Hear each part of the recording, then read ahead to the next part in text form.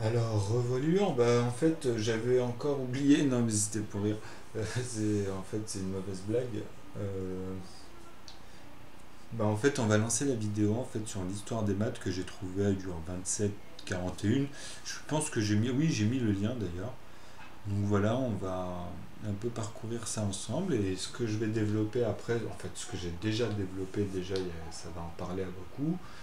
Et ce que je vais développer là par la suite, bah on va voir justement. Les mathématiques sont une des plus fines expressions de l'esprit humain. Ah, c'est pas fait exprès. Elles ont été développées dans beaucoup de cultures différentes, par des personnes observant le monde où elles vivaient, tentant d'y identifier ordre et cohérence, dans l'espoir de pouvoir prédire, peut-être de contrôler des événements futurs.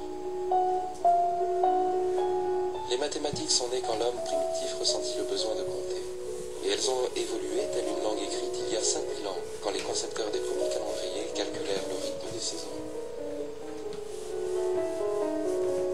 Des siècles plus tard, le savant de la Renaissance Galilée écrivait « Le grand livre de la nature se trouve toujours devant nos yeux, et la vraie philosophie y est écrite.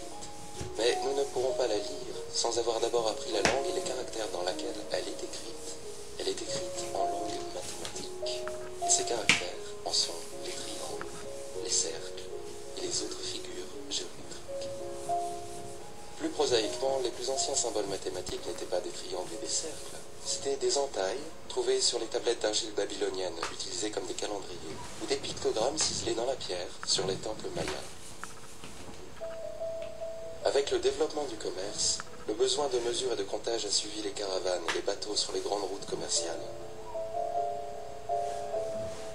La mesure des terres, la géométrie, en tire son nom, permettait d'ajuster les besoins en irrigation et de calculer les taxes en Égypte antique et en Mésopotamie. Tout en construisant des monuments, comme les grandes pyramides, dont ils orientèrent les faces précisément vers le nord, le sud, l'est et l'ouest, les architectes égyptiens découvrirent des relations entre les carrés, les rectangles et les cercles. Dans l'Alexandrie antique, la géométrie et la trigonométrie servirent à mesurer la taille de la Terre et sa distance au Soleil et à la Lune. Fort, fort, les gars. Bah, en fait, Une il réduisait au avancée fur et à importante mesure. eut lieu quand les intellectuels Donc après, grecs, bah, un tels rapport, plus un Pythagore nœud, plus et un nœud, et Césippe, puis bon, ils ont fait ont traité des ils nombres ont et des étendu. figures géométriques comme de pures abstractions. Ces antiques jeux d'esprit ont créé les bases pour toute la technologie des temps modernes. Ce programme se concentrera sur certains des événements marquants des débuts de l'histoire des mathématiques. Grâce à des animations par ordinateur, nous visiterons le théorème de Pythagore, le nombre pi, et d'autres idées importantes qui conduisirent à l'invention du calcul infinitésimal au XVIIe siècle. Et nous les relierons à la vie au travers de séquences filmées, de manuscrits et de certains livres admirablement illustrés.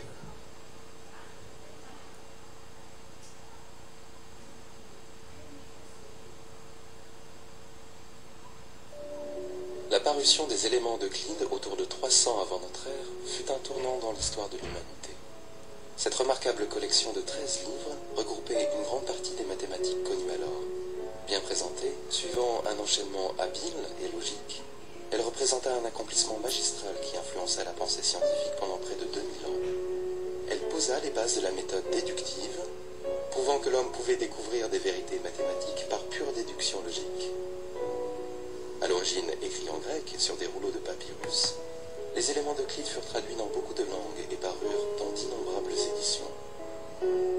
En Extrême-Orient, les hindous du 7e au 12e siècle de notre ère développèrent, eux, leurs propres symboles mathématiques, y compris les chiffres indo-arabes que nous utilisons aujourd'hui.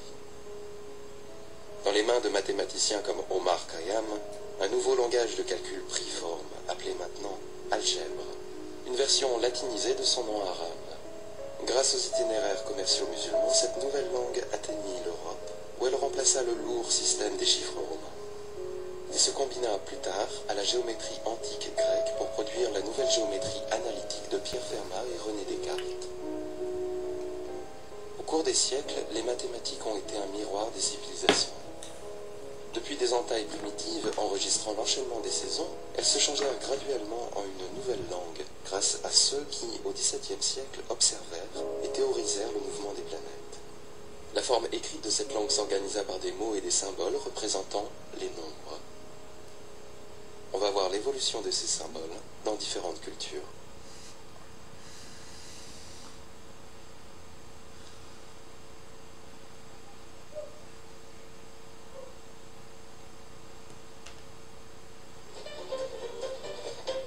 Aujourd'hui, les nombres sont utilisés pour identifier toutes sortes d'activités humaines. Nous avons des numéros de téléphone, des numéros d'immatriculation, des numéros de sécurité sociale. Alors nous allons faire une toute petite pause sur pi. Une fois en fait j'avais parlé de pi en expliquant une forme, je m'étais un peu embourbé parce qu'en fait c'est toujours le problème en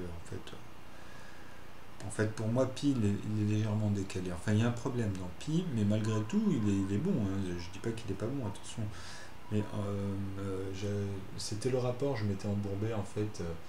J'avais dit que si on prenait un cercle et qu'on prenait toute sa longueur, en fait, et qu'on coupait un bout, quand on attachait et qu'on recommençait comme ça indéfiniment, mais j'avais pas fait le lien avec pi, j'avais mélangé en fait le résultat de pi et le fait de pouvoir bouger pi. Mais c'est justement, la notion était totalement différente, mais elles sont liées dans les découpages en vrai. C'est là où je m'étais embourbé.